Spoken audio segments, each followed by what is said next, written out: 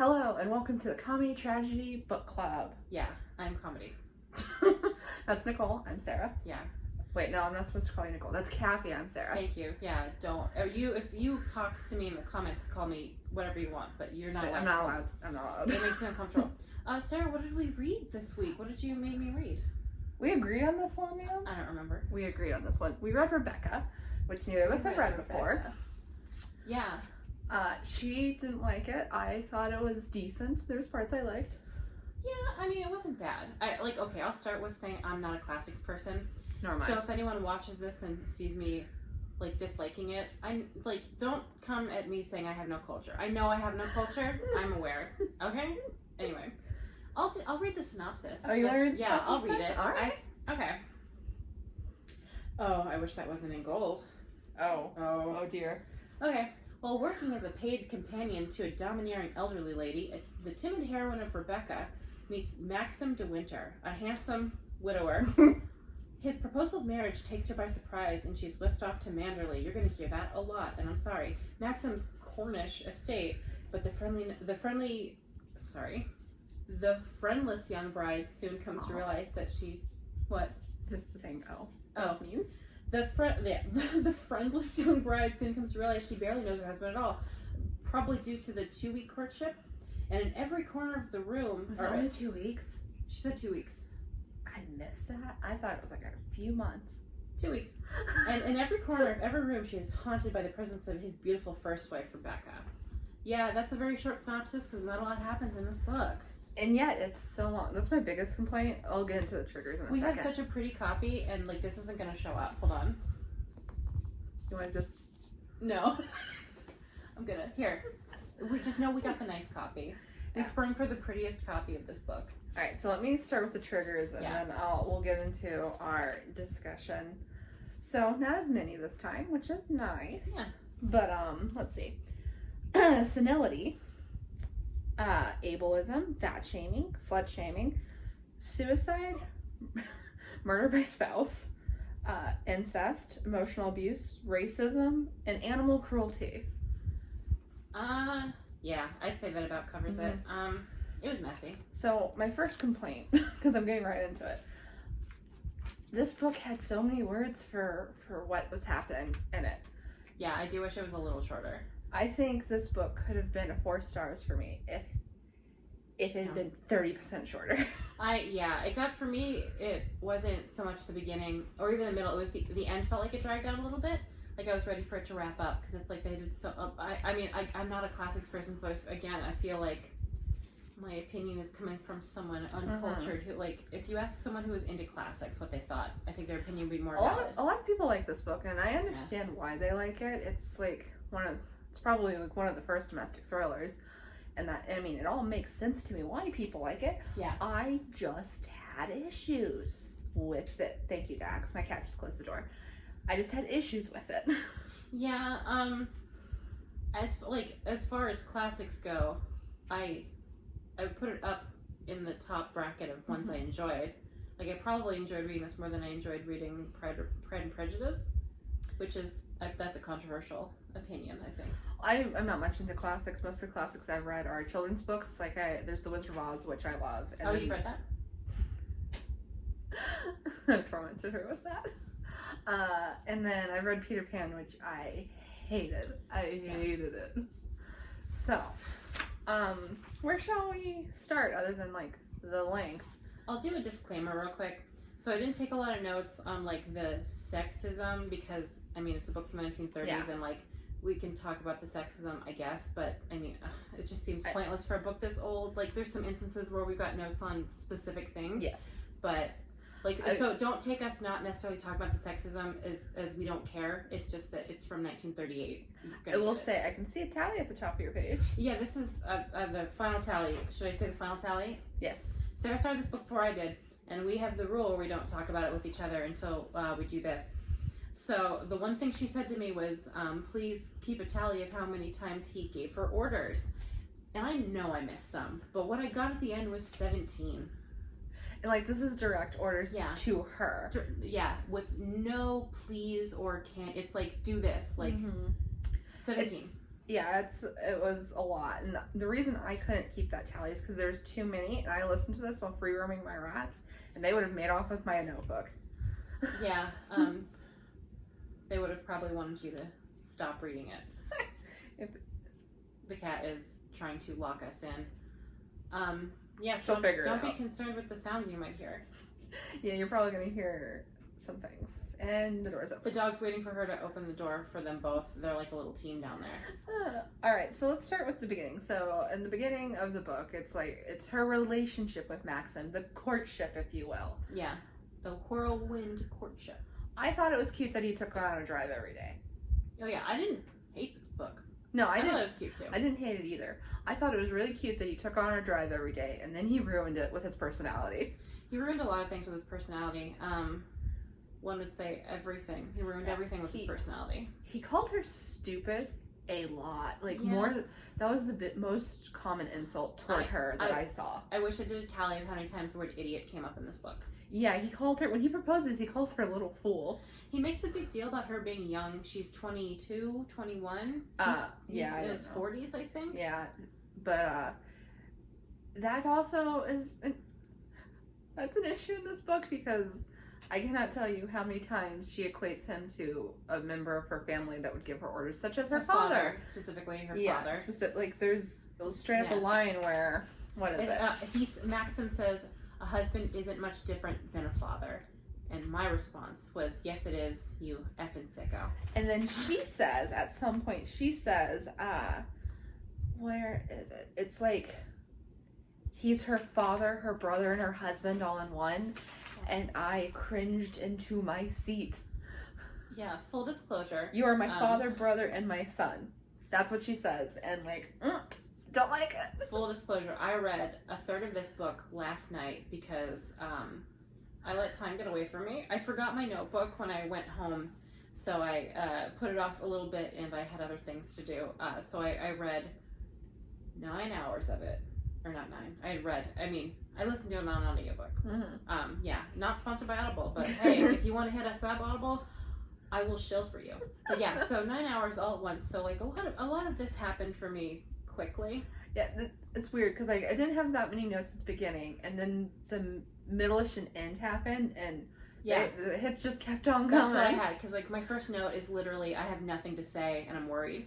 Because I wasn't disliking it. I was just like, okay, this is a book, and I'm experiencing the book. I just didn't have any comments, and I was like, oh, great. So this episode is going to be 20 minutes. Yeah, my opening impression is that I actually enjoy her writing quite a bit, which was my worry, because I don't really connect with classic writing very often. Because they don't do first person. Yeah.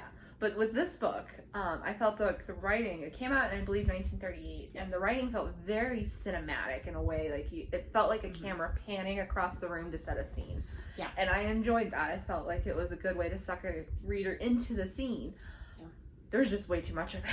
Yeah, if I like a shorter, more concise book. I think if this book had been, hold on, let me see how many pages this edition is. Okay, it's about 430 pages. If this had been 70 pages less, 100 pages less, maybe 70, I think I would have enjoyed it more.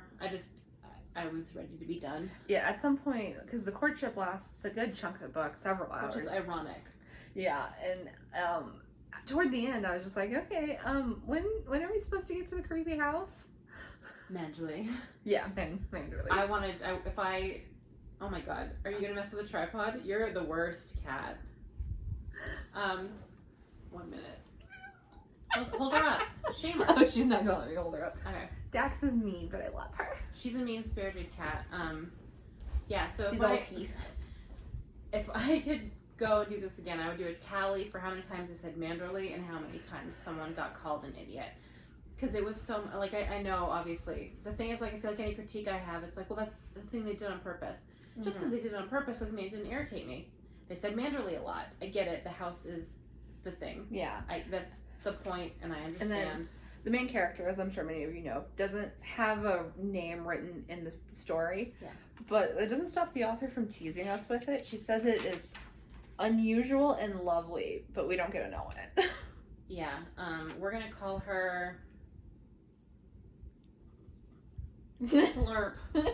She slurped to Winters. Maxim and Slurp to Winters. Slurp. What a lovely name. It's very graceful. I liked her as a character. I think she held pretty strong for a young woman thrown into a absolute whirlwind. Like Yeah, I wouldn't blame her for any of the things she did. I liked her in this story, but I don't think I'd like her future self, because it opens up with Hello. it opens up with her and Maxim, an unknown number of years later, and she's kind of reflecting on her time in Manderley. And one of the things she says, and we don't know what's wrong with Maxim, we just know he's having memory issues. Because he's old. Probably some kind of senility, dementia, something like that. But she says that she feels empowered by the fact that he needs her so much. Which tracks for her. And I did not like that. I was quite disturbed. I was just like, wow, we're really getting the ball going. Yeah, if there was a color for this book, I'd say it's red for all the flags. There is, I don't know if you know this, there is a sequel to this book written by a different person, but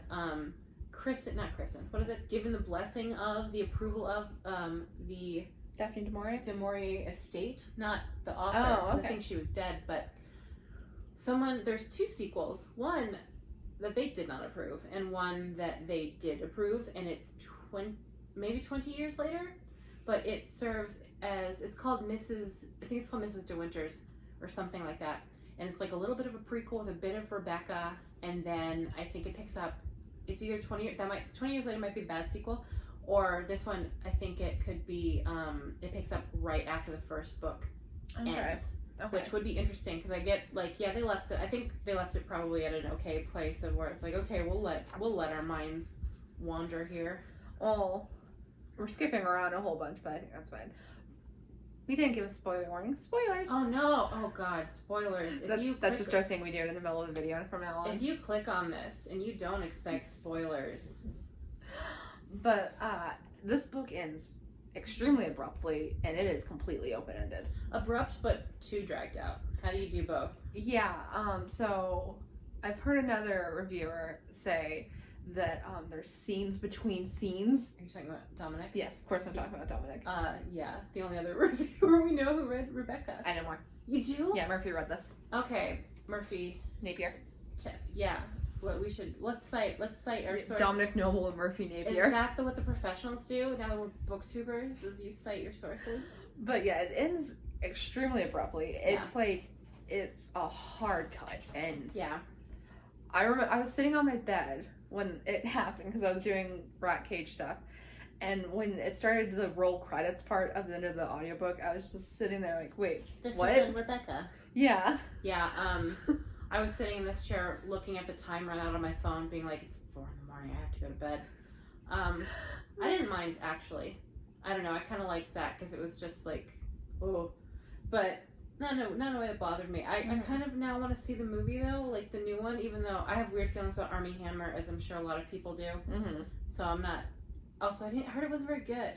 Yeah, I've heard mixed things. I know that I'm their romance is supposedly like a lot spicier. Which doesn't mean anything, honestly. Think I like that.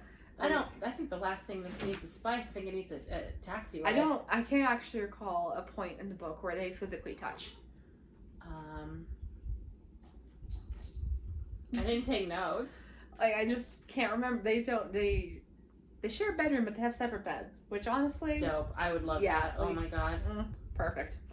But, yeah, it's strange. They are very cold to one another, even at the part of the book where he finally admits that he loves her, which is way further in than you think. Yeah, you'd think that would come before the marriage. Yeah, but no. When he finally admits it, it's just like, it's so cold. He's just like, I love you, but I did this awful thing. And she's just like, you love me? She's like, that's okay, baby. And it was. She, yeah. Wait, do we jump around? Is it okay? Or do I lead up? Do people, I don't know. Do most people know about, like, what happens in this? Probably, but, like, I don't know. Spoilers, she didn't react when he was like, I shot to death my pregnant wife. She was like, I support you. She wasn't actually pregnant, but No, but he thought she was. He thought she was. He thought he was killing a pregnant woman, and she was just like, you know what? We stand. Yeah, and she was hugged fine him. with it. She was just like, she was an awful person, so Yeah. it's fine.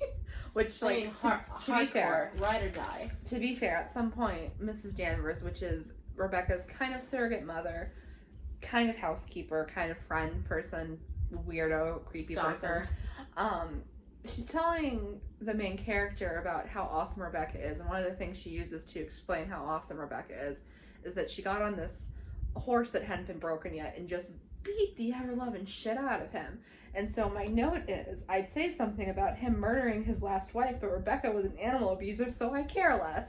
Yeah, I mean, I don't know if this is purposely one of those cases of, like, I need this bad thing to have happened, but we need to sort of absolve him. So, like, we'll just make her terrible, so she kind of had it coming. That's and, what like, it felt like. Cause I don't know. I mean, maybe. I don't want to put words in the author's mouth, but it did feel like it's like, okay, she was vile as a human, but, like, he's not, like, a good dude. It was such... No, I don't think we're supposed to like him. But it was such, like, a hard flip in the book because it was, Rebecca was wonderful. Rebecca did this every day. Rebecca was beautiful. Rebecca was charming. All this stuff. And then the second you find out he killed her, it was, oh, Rebecca was a serial adulterer who was having sex with her cousin. First cousin.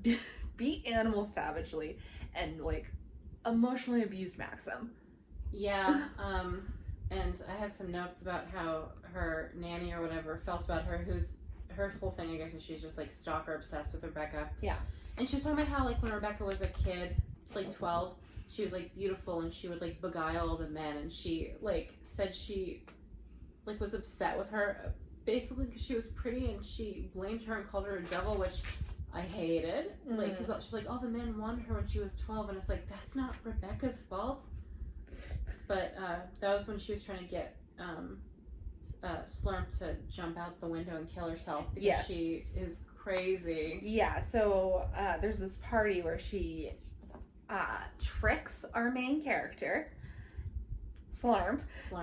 Tricks Slurp into wearing the same dress, because it's a costume party, wearing the same dress that Rebecca had worn the year before. And Maxim goes psycho crazy on her. Like, it's terrifying. Like, you think he's gonna, like, abuse her in front of people. And she gets upset, and then, like, 45 pages later, she finally confronts Mrs. Danvers about it. And Mrs. Danvers tries to get her to jump out a window and commit suicide. That's because she's replacing Rebecca. Once this book starts, it doesn't stop.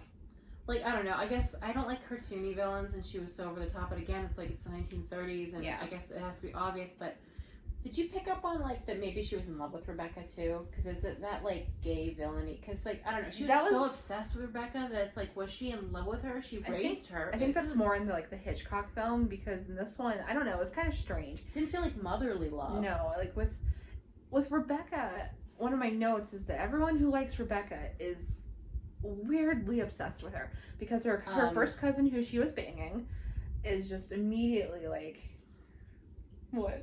When you're done, I have a comparison, and you're gonna get it immediately. Her first cousin who she was banging, when her body washes up on shore, he's immediately like, I'm going to get her husband arrested for her murder. I'm going to say that I was supposed to be her husband, that she was going to leave him for me. Yeah. And, like, just constant, just like, I was so fond of Rebecca. Everyone will tell you that we were so close. And it's like, yeah, you were. Okay. So, you're saying that. My first thought was, this kind of makes me recall how the people reacted in You to Beck. Because everyone was sexually obsessed with her. Like, obsessed with her, and they all wanted to have sex. Oh, yeah, I guess not so much in the show? No, definitely not in the show. You by Carolyn Kepnes? Yes. Everyone was so obsessed with the lead girl in it, Beck. And they all wanted to sleep with her. And it kind of, like, I don't want to say this is, like, that was, like, a light Rebecca knockoff. But, like, it just feels like a little bit that, too. It's like, everyone is so obsessed with this person. Mm-hmm. And, like, that's exactly how Beck was, and I hated it there, and I wasn't into it here. Yeah, except in this one, when the reveal happens that she was a bad person, and it turns out a lot of the people in the house weren't actually obsessed with her.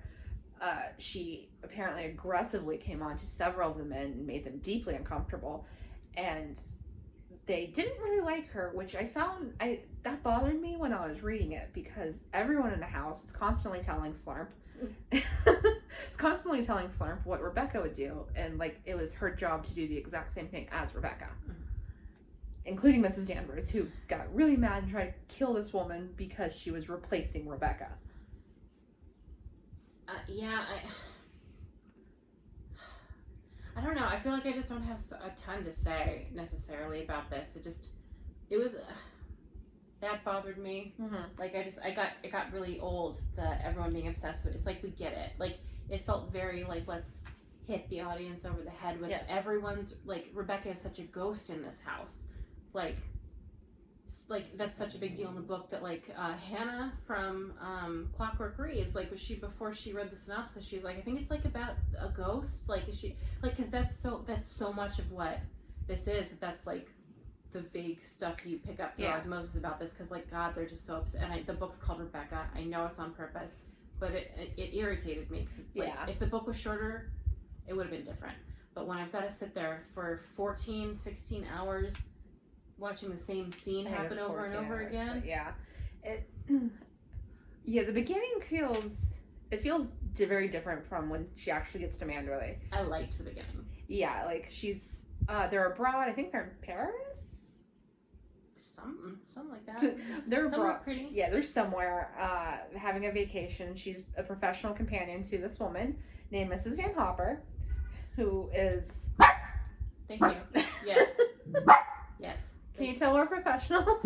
We are booktubers. But Buttercup, no. Yeah. Serenaded by a dog. Buttercup reminds me of that character. Her name's Mrs. Van Hopper, and she's where a lot of the fat shaming comes in, because she's, I guess her biggest, like, flaw in this book, I guess it's, like, criminally obvious and, like, awful, is that she's a nosy person. She's a gossip, and that, like, she gets burned so many times by Maxim. Like, he is vicious about it. Lighting her up. Yeah, it's, ooh. But yeah, she's immediately associated with food. It is mentioned several times that she is heavy. Like, pretty much whenever we're supposed to be reminded that she's a bad person, it's like she's heavy. And food drips down her chin. Because she's gross. Yeah, I remember, I think at some point they very specifically mentioned how thick her fingers are. So, and say what you want about Mrs. Van Hopper, she knows how to get the information she wants from you, and she doesn't let up, so. It's always how these older books are with women who, like, have any kind of chutzpah. Yeah. It's like, okay, well, she can't just have this personality. We have to have her have the personality we need for the plot, but we're going to make her, like, gross. We're going to make you hate her. Yeah. And it's like, okay, should we hate her? And it's strange because the main character very specifically does hate her. I don't know if she uses the word hate, but she makes it very clear she does not like Mrs. Van Hopper at all. And then later, when she's at the house, she's talking about writing to Mrs. Van Hopper and just keeping communications open. And why? Backup job if it falls through with Max. I mean, sue him for alimony. Can you do that in the 1930s? I don't actually know, because there's a lot of stuff that I, like, in the 1930s, was it okay to have sex with your first cousin? Yeah. And then possibly get married to them, because no one reacts to this. No one's just like, cousin? It's still okay depending on where you live. But no one reacts to it at all. And I kept waiting for someone to be like, huh? But no, he tells a judge. He looks a judge in the eyes and it's just like, I am her first husband. I am her first cousin, and I want to be her husband. And no one's just like, come in? Yeah, no one's like, bro, you're already related. Okay. Yeah, I think it was actually like, I mean, because like royals do that. Yeah, so, but they're like, not royal. No, but they were posh. Right? I guess. Do rich people do incest? The Blossoms from Riverdale. Pure Blossom. Goodbye, Buttercup. Yeah, Buttercup, get out of here. But yeah, and then there's. I was really hung up on the incest thing. Yeah, I can tell. It seemed to really put a damper on your reading experience. Yeah, it did. I don't know why. But It's yeah, just a little incest. It was just incest with one person. Like, also, he wasn't the only one she was sleeping with. She was sleeping with like 6 other people. Hell yeah. And get after it. And he doesn't seem bothered by that. Just that she was like, Just with Maxim. Just with her husband. That's who he had a problem with. You know, man, she got after it. She was in a loveless marriage. And But she wanted to be in the loveless marriage. Yeah. There's a part where when Maxim is confessing to viciously murdering his first wife. I don't know how vicious it was. He shot her. Is that vicious? Feels vicious. He could have drug it out. He didn't. He kindly shot her. I'm gonna go out on a limb and say all of murder is vicious. Oh, no, you haven't done it right. But, spoiler warning for murder. But yeah, he's confessing to the murder, and he says that pretty much he got married to Rebecca, and the second they got married, she dropped the act and stopped pretending to be a nice person. And I guess in the 1930s that was fine, but I was just like, really? What do you mean in the 1930s like, that was fine? For a book. Because I was just like, wow, she didn't even try, because... To be nice? Yeah, she could have gotten so much more out of him if she just... well, I mean, she's a bitch anyway. Might as well get as much out of it as you can. Yeah, okay. That's an option. She was at least honest. Yeah, I'm the weird one. You're the one who's talking about murder over there. I wasn't. We were both talking about it. Really, the only true innocent was the dog, Jasper. Oh, I did like the dog. Yeah. So did the main character. She seemed to love him more than she loved her husband. Yeah, she'd hang out with him eating grass. Don't eat grass, by the way. I don't know if anyone needs to tell you. Don't eat grass. It's not good for you. That's not for us. Same with like milk from an animal. Don't eat grass. Don't drink cow milk. Oh gosh. But yeah, in like the first or second page, she's talking about how much she misses the dog, and she talked more about. I think she talked about the dog before she talked about her husband. I get it. I do too. That dog was superb. The husband was not. The dog was pretty cool. I liked him. He seemed like a good boy. After he terrorizes her about her choice in party dress, he disappears for like 24 hours. What you want in a husband, you know. That's like... To be left alone? That's the original dad went out for cigarettes. I mean, I think everyone deserves alone time. So that wouldn't bother me. See, we've got so many notes that aren't going to be, like, topics. They're just silly things we wrote down for each other. Because it's how we cope with the suffering. I hope that we like more. Like, are we going to ever find a book that we really love? I think so. I keep having a crisis about it. Although, good news, I just beefed up my list of books I'm going to make Sarah read. And, yeah, it's going to be a good time. See, I'm looking forward to if we get around to, like, Six of Crows. Because you're going to hate it. And I love it. And it's going to reawaken something in me. And then we forget all about this. Yeah, well, probably be less racist. Six of Crows? Yeah. It It has to be less racist. I don't remember anything racial. I mean, I think the racist stuff was in Shadow and Bone because they didn't like the shoe people, right? I don't remember. Shoeies? I don't remember.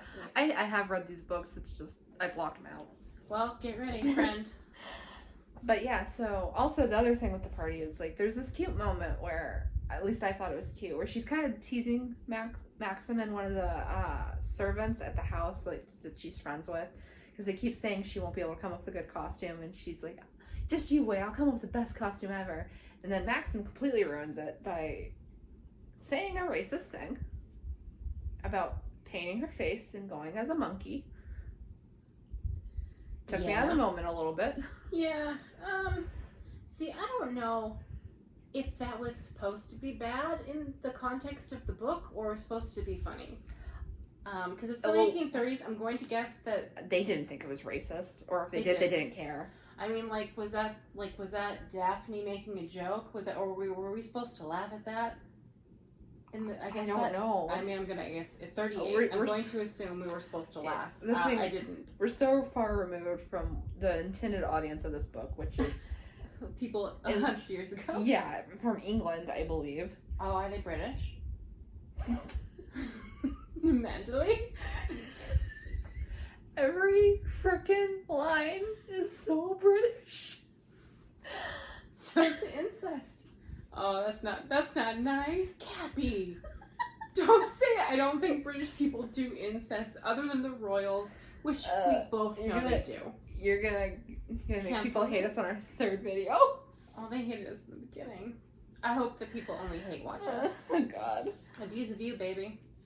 But yeah, so we're so far removed from the intended audience. I don't know what the intent behind any of this is. I don't know. I think it's a thriller. I think it's like a 1930s like domestic thriller, which that's exactly what it accomplished it well. To be fair, a lot of current day thrillers do have these themes in them. Yeah, what's a simple favor? Yeah, heavy incest. Spoilers. Worse incest. That incest is worse because, like, well, it gave me the heebie-jeebies more. Yeah. No, because it's worse because in A Simple Favor, she's screwing her half-brother because he reminds her of her dead dad. Like, deliberately. Yeah, she's like, he reminds me so much of my dad, and so she sleeps with him for a decade. Don't put that in my life. Like, Anna Kendrick tricked me into watching that movie because I love her and Blake Lively, and I watched it and I was just like, she's not good. They're not good. I can't express to you the way it felt sitting in a theater with a dozen other people. Just a dozen. And all of a sudden, out of nowhere, with no warning, this incest plotline just waltzes on into the movie. It seemed pointless too, because it's like, okay, so this is pretty much why her husband died. It's definitely pointless. Like, you could have come up with another tragic way that her husband and brother, the two most important people in her life, died at the same time without the incest, because the incest, like, the book isn't about her necessarily, it's about the other woman. Can we leave incest out of things? And again, I want to emphasize, I don't think British people do incest. Let's make that clear. These British people do incest. So, following the problematic train to its station, one of the last notes I have is, like all strong people, Rebecca despises doctors. Yeah. Which is ironic, because she dies of a brain tumor. Well, she would have died. Maxim shot her in the head. But otherwise, the brain tumor. He shot her in the stomach. Was it the stomach? I swear, I thought he shot her in the stomach. This was a whole thing for me last night. I think he shot her in the stomach. I'm gonna level with you guys. This book. You had the rats out. Wasn't the rats. This book, there are so many pages of unnecessary bullshit. Yeah. That I could not focus through the whole thing. I tried. That's what sucks is, like, I think I could have really liked this book if it was just because, like, I think it's a good domestic thriller, especially, I agree. 1930s. Like, I think 70 to 100 pages less, and this could have been a real banger for me. Mm-hmm. But, I mean, obviously paint a picture. Like, the descriptions were great. Like, it was very vivid. And I also thought that the antagonists were creepy. Like, they were Mrs. Danvers she's creepy. I wouldn't want to be in a room with her. Or by a window. So it does its intended purpose. Yeah. It's just, there's so much fluff. And I like fluff. I like a little bit of fluff in my books. But this one was so much fluff that it just murders the tension. Well, fluff is good when it's, like, fleshing out character personalities. Like, the part, I'll cite 6 of Crows, where they're all having the conversation of, like, how would you steal a man's wallet? Yeah. And everyone's got their little opinion, and Matthias is like, you guys are all awful. That's good fluff. Yeah, this didn't have this had terrible fluff, because it was all just like, this is a long description of the grounds of Mendeley, and I get it. It's a pretty house. I get it. I will also say, I didn't make a note about this, but they really do, she talks about routines a lot. Well, when you're a housewife in the 1930s, what else is there? She talks about everyone's routines a lot. She didn't have anything to do. It was just weird. It stuck out to me. And then the other thing, what was it? Her personality. I thought it was an extremely some people might think it's over the top, but I thought it was actually a pretty good description of just, like, a severe anxiety disorder. Yeah, I liked Snarp a lot. Yeah, the way she nitpicked herself with every little detail, it felt very real. Yeah, and I mean, I like how she faced everything, because she was, like, afraid, but not so scared that she was, like, passive in, like, a bad, unentertaining way. Yeah, I thought she was going to be, like, way mousy. Yes, what people think Bella was in the first book. Yeah, did you see the Facebook moment we shared, like, from you, our quote? Yeah, I did. Like, basically, me saying that everyone says Bella doesn't have a personality, but she does have a personality. She has a personality of a bitch. In the first book. She does get mousier later on, but in book 1, she has a personality. Very mean-spirited. And then she has a personality in this, but people always just frame her personality in respects to how she feels about Rebecca. But she is a fully realized person. I think she was, a full-rounded character. I think Maxim was also a full-rounded character. Yeah. Mrs. Danvers felt a little, I guess, two-dimensional just because her whole thing was just about Rebecca. Yes. With Maxim, there was, like, other things that he had, and same with Slurp, like... Mm-hmm. So, I mean, as far as the main character goes, I'm glad this was it had to be first person for the whole name thing. I'm assuming that's the whole reason. If this was third person, I think I would have hated it. I think it wasn't just because of the name thing, but because by putting it in first person, you really get a very detailed experience of what it's like to live under that shadow. Yeah, I mean, I think for what this book set out to do, it did pretty excellent. I mean, I didn't rate it very well. I didn't love it. It's because of the length. Like, I think almost all my problems with it could have been solved by shortening it up. Yes. If this was like a 10-hour audiobook even. Just a little shorter. It definitely needed to be trimmed, but at least for our standards. In the 1930s, it was probably fine. I'm terrified because I know books you have on our list are going to be over 1,000 pages, and I'm not built for that. Some of those we picked together. I didn't pick it. Yeah, but you picked Dune. Did I pick Dune? You picked Dune. Okay, I picked Dune because I want the Barnes & Noble edition of it with the pretty blue pages, and I need a reason to get it that I can justify to myself. And I thought, if we read it and I like it, I could get that beautiful copy. So it's not my fault. It's whoever decided to spray those pages blue. Also, Barnes & Noble, if you're watching, hit me up.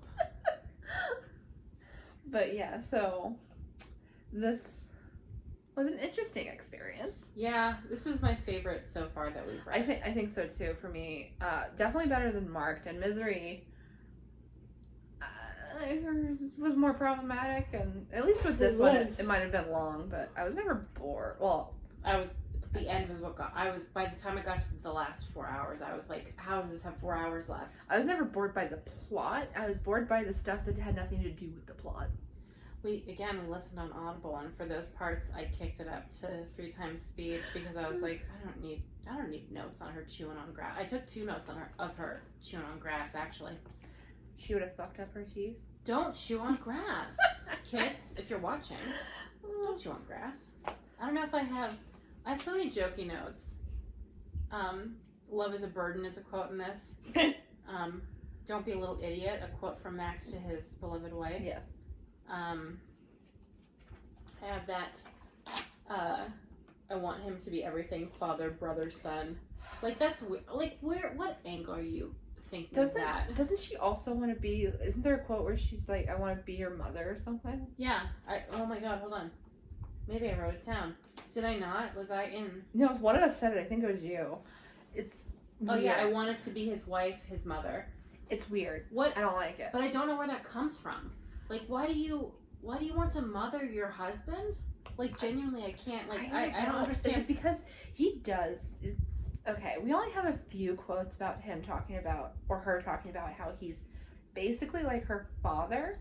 It comes up a lot. He talks about how it's a shame she has to grow up and how she's so young, and it's a shame that you have that quote. It's a shame that his, like, how awful he has murdered her innocence in a day or something. Yeah, I liked that.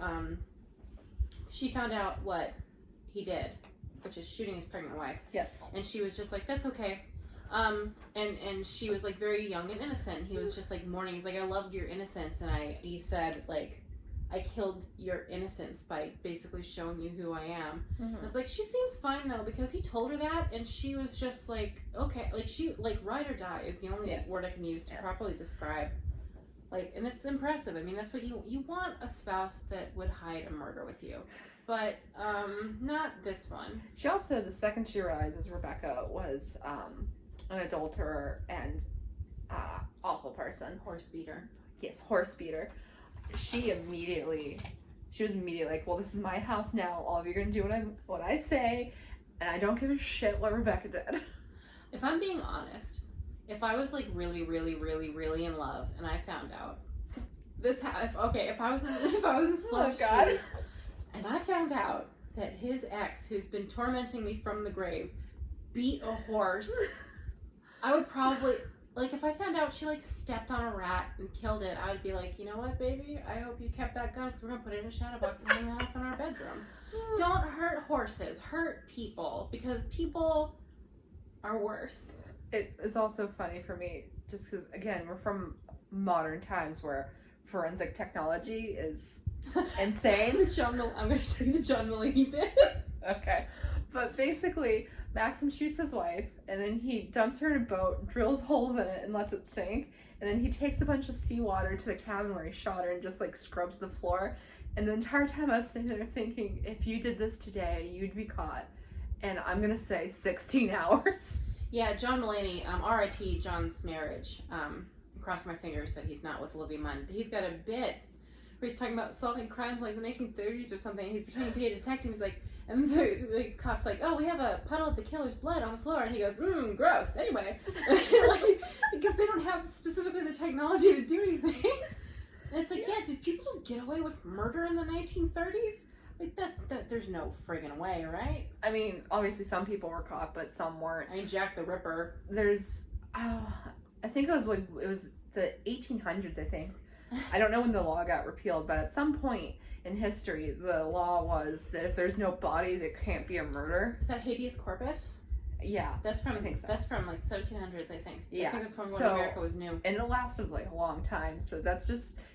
Imagine how easy it'd be to get away with a murder then. Yeah, how bad a murderer do you have to be to not get away with it in the 1930s?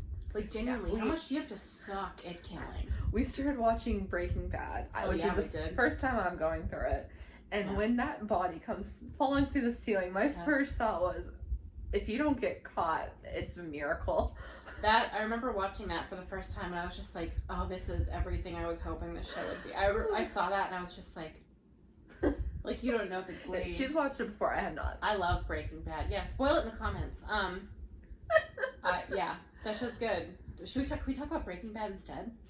I don't even think we have much more to talk about with this. We don't. So can we talk about Breaking Bad? What are your feelings on Breaking Bad? Love it.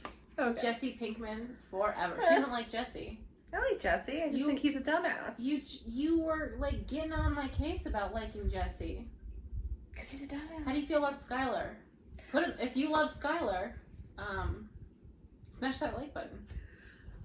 Yeah, the only other notes I have is, like, there's girl hate, because of course there is. It's 1930s.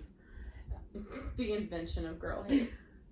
And then the only other thing is Maxim says that running Manderley is a full-time job. No, it ain't. And he has a full staff that work independently from him and go to her, so what the fuck is he doing all day? I don't know. What does he do for work? I don't know. Does it come up? Does he just have a fortune because his family is rich? It might be an Addams Family situation. I don't know. Addams Family, but far less cool. I feel like we didn't even talk about this book. What's it been 45 minutes? I feel like we didn't even say. There's not really much to say. No, it was a pretty decent book.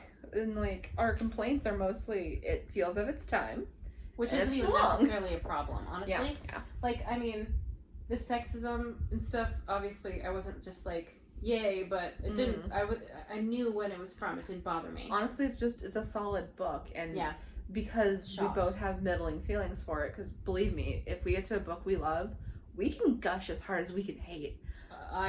We need to. We'll do like a break and talk about The Witcher. Well, we have Blood of Elves. Oh, that's on the list. That's gonna be a whole thing. Yeah, we have Blood of Elves on the list, and if we ever do like Carry On, you will hear some gushing for a while. But with this one, we just kind of have middling thoughts. So yeah, there's not much to say. Yeah, I mean, overall, I don't regret reading it or anything. I guess I'm glad it was on the list. We got a gorgeous copy. That's cool. It is stunning. I liked it just fine. I think for me, I've been curious about it for a year or so. Mm-hmm. Not curious, well, that's good.